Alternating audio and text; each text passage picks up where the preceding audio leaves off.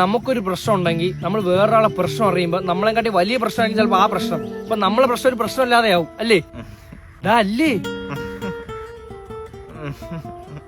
ഇവന്ത്ര ഇങ്ങനെയൊക്കെ കാണിക്കുന്ന? ഇന്നലെ വീട്ടിൽ ഫുഡ് വാങ്ങിച്ചപ്പോഴത്തേക്ക് കുറച്ച് മയോണൈസ് ബാക്കി വന്നേ, കുടിച്ച് അവന്റെ ബോധം പോയി അപ്പോഴൊട്ട് ഇങ്ങനെ കിളിഞ്ഞിരിക്കുന്നു. നമുക്ക് സബ്ജക്റ്റിലേക്ക് വരാം.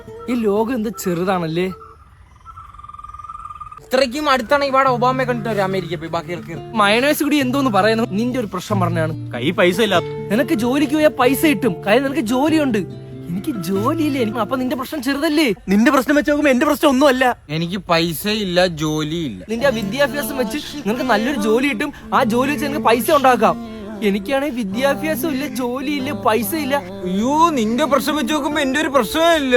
ഞാൻ നിന്റെ അടുത്തൊരു കാര്യം പറയട്ടാ, ഇവൻ എന്തിനാണ് പ്രശ്നം? ഇനി എന്റെ പ്രശ്നം നിങ്ങളുടെ അടുത്ത് പറയണേ. പ്രശ്നം പറ.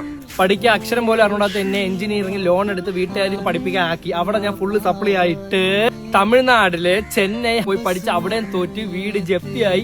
ഈ അവസ്ഥയിൽ ഇപ്പൊ കുളന്തോണ്ടിരിക്കുകയാണ്. അയ്യോ, ഇതിന്നും വലിയ പ്രശ്നം ഇനി ഏതറേ നിങ്ങളതിലുണ്ട്.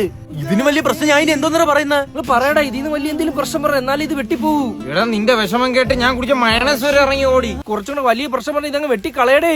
ഇനി ഒറ്റ വഴിയേ ഉള്ളൂ ഹാഷിർ, പെരുവഴി. ഒരാളുടെ വിഷമം മാറ്റാമെന്ന ഞാനിപ്പോൾ ഏറ്റവും വലിയ വിഷമമായി മാറി. സൂപ്പർ.